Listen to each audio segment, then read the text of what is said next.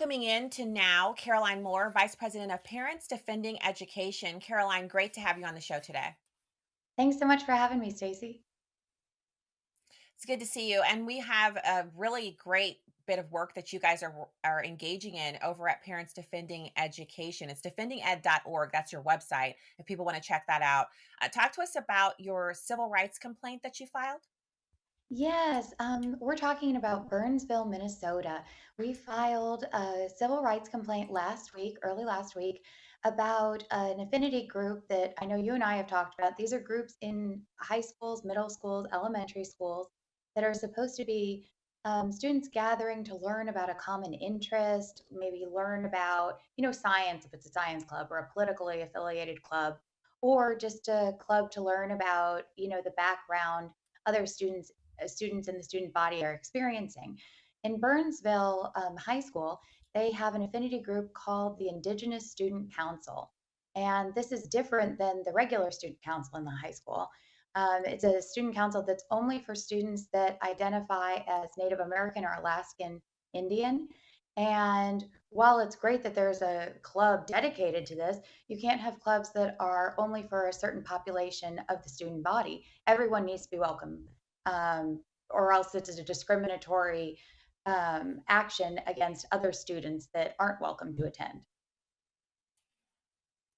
So let's talk about this. This is the actual epitome of what we don't want as parents. We don't want our kids Mhm. singled out because of something that they can't help, right? Kids don't ask to be born to parents who are black or white or tall or thin. They don't ask, for specific innate characteristics. As much as we joke around about, this factory or that factory that turns out people who look a certain way, it's really the luck of the draw. You're born, you wake up, you're in the parents that you have and you're in the family that you have, and you strive for your entire life to make a difference and to be successful based on your hard work and effort in spite of whatever family you were born into. And some people, they're born into a pretty lucky situation, but most of us are born into a family where we have to work hard and make an effort. And even with hard work and effort, you're not guaranteed results. That's what they're supposed to be teaching these kids. They're not supposed to be teaching them to look at each other's surface characteristics and then group surrounding that. That's like it's the antithesis of what we want education to be. Absolutely. I mean, there are laws against this. I mean, why do we have civil rights in schools? Every student is supposed to be able to go to school and learn and experience a diversity of ideas, whether they're in first grade or in high school. And these affinity groups, we found them all over the country. And like Minnesota is definitely a purple state, but it's no different than I filed one in Wisconsin last week too. I mean, they're all over the place. And I think it's more and more concerning as these affinity groups specifically categorize students based on their background or the color of their skin as they get older. It's more and more concerning. We don't want kids to be separated this way. We want them to understand where other kids come from, understand their experience, and go from there. But really, I mean, the affinity group should not be the focus of schools. I mean, the focus of schools should be, reading at age level or understanding how to do math, multiplication or division. It shouldn't be about, you look like this and you need to go to this room during homeroom hours just because of that.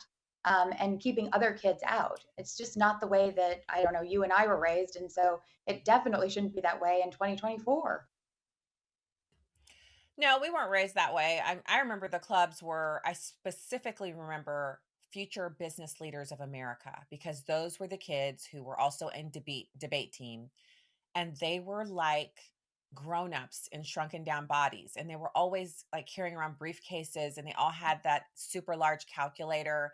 They were all taking trigonometry in the ninth grade, and they were the kids who were the loudest. Like, they would always be running for student council. They were always handing out little professionally looking made signs saying, "I'm running for student council." And I would always take it home and show my parents, and my parents would say, "Who's paying for all this?"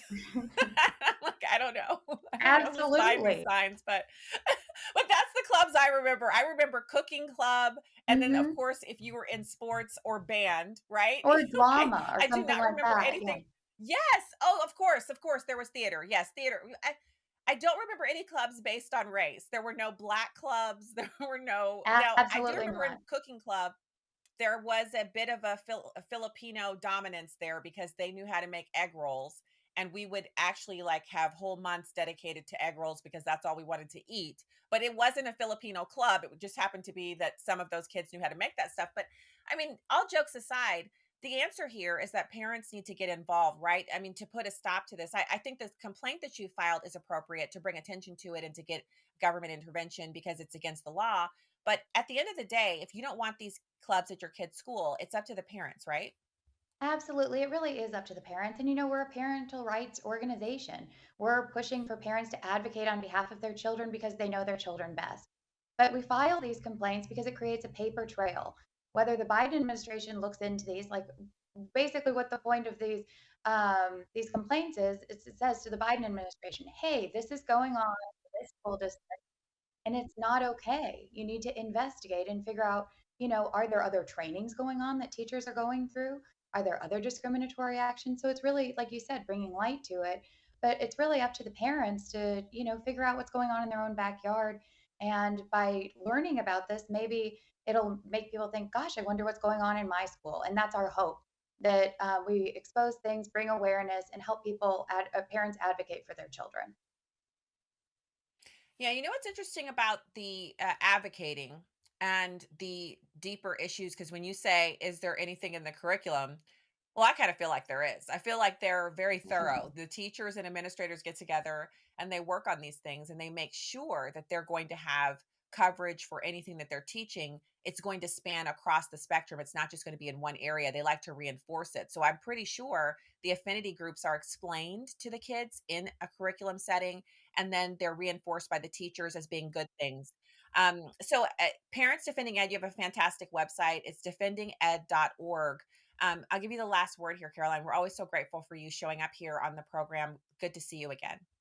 Thank you so much. Yes, if any parents are aware of these affinity groups in their schools, feel free to email us at info@defendinged.org.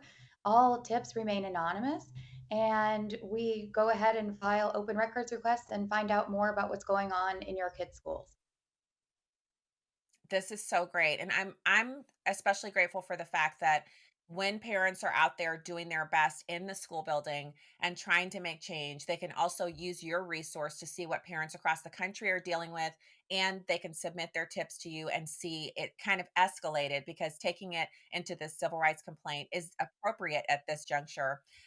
Caroline, so good to see you again from Defending Ed, Parents Defending Ed. Thank you so much for being with us, and we'll be back with more now here on Salem News Channel right after this.